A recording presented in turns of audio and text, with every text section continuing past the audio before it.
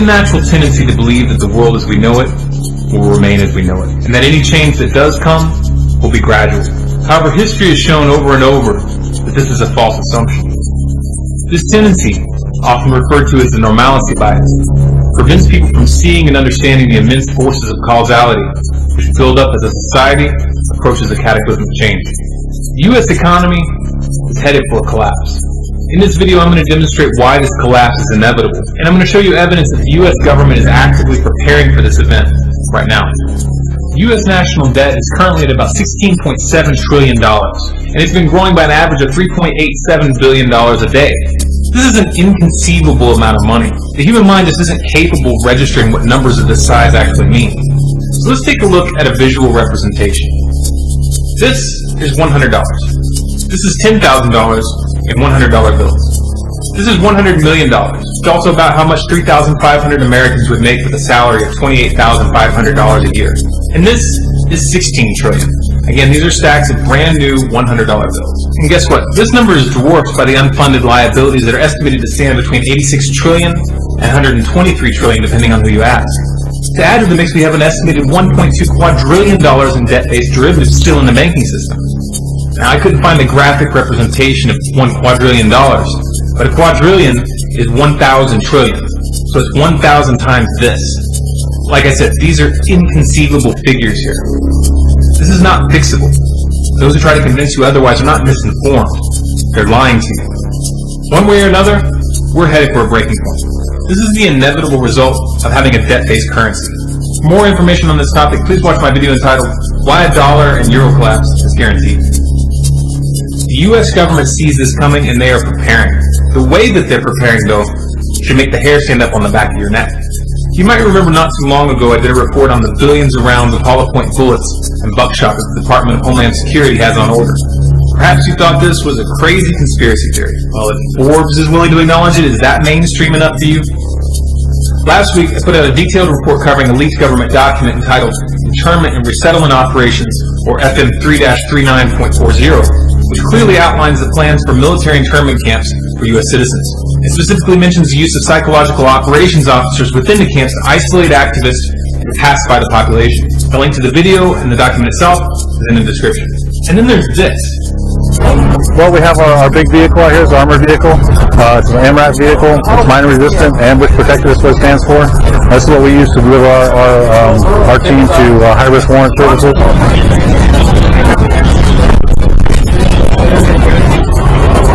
This is the only entry in the vehicle here, so all the operators, we've modified our particular vehicle to have the skids on the sides so that we can have operators on the side and just get off the vehicle from the sides. Makes for a very fast deployment. That's what we try to do. If there's an issue while we're out serving a warrant service or something like that, we can shelter in place with this and then go into surrounding call-out operations inside of here. We can generally get about 10 or 11 operators in here. Very tight, but we can do it. So we get them in there. We have the same on this side. We have a skid on this side as well. We can put four or five operators on here with the shield, and they deploy off this side. The team commander, which is myself, I'll stand in the MRAP and provide overwatch for the team while they're making entry into the house. This glass right here is multiple layers of glass. It's about, I would say, about that thick. It's got multiple layers in there, and it will stop up to a 50 caliber round. The window will. So it provides very good protection for us. We have gun ports in here, so we can actually shoot from within the vehicle. You may think it's pretty loud, but actually it's not too bad. But we do have gun ports there and in the back, and there are two on the side as well.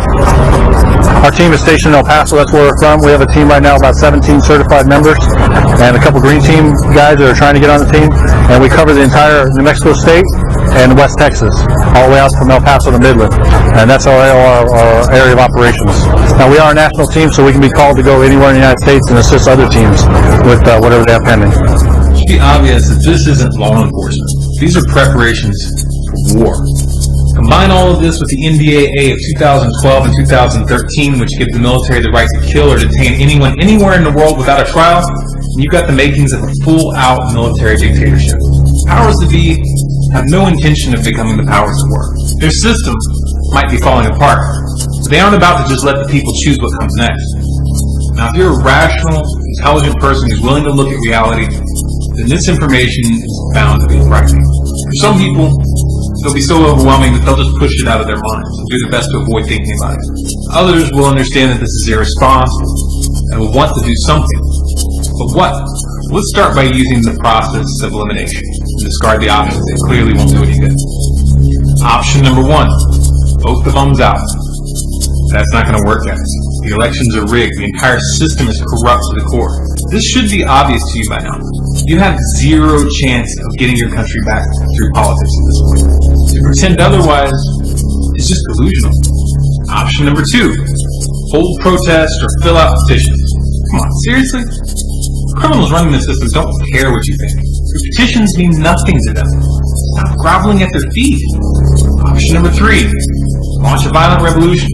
Okay, as popular as this option may be with some people, the fact of the matter is the public is not psychologically or logistically prepared for this.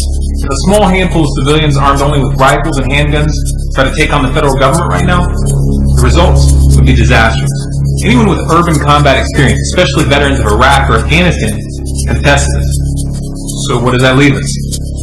I'm going to describe 3 steps that would change the game if the people could bring themselves together.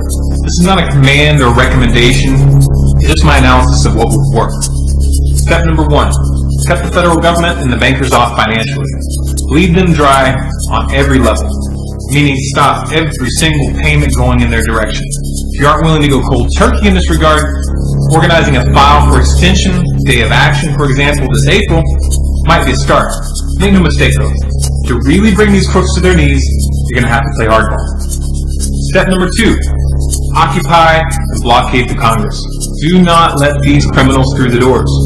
Congress and the Senate are guilty of high treason. The most lenient penalty that they should face for the crimes they have committed would be a life behind bars. Merely preventing them from going to work would be beyond merciful. But it would be a start.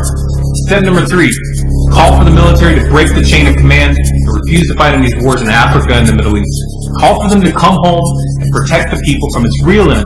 Soldiers want to fight for freedom.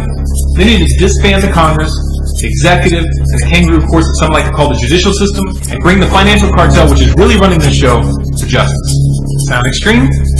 Yes, it's extreme. But that's what it would take.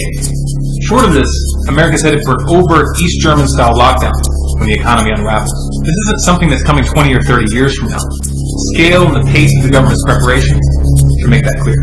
Those who have young children and who don't want anything to do with this insanity would be advised to have a plan B, meaning you need to make the necessary preparations to leave the country on short notice. You should have a passport for every member of your family. You should have enough cash to get you out of the country. You need to research the geography, the politics, and the immigration policies of several countries. If the country you're looking at speaks a foreign language, then you need to start learning that language. This is really just the bare minimum. I don't want to look at this any more than you do. I don't want to see my country go down this road. And to be honest, I don't know what our chances are of changing the outcome. All I know is that we have to try. We've got to wake people up to what's coming. If we're going to win, it's only going to be possible if we reach critical mass. If you feel this message needs to get to the public, then please share this video by every means possible.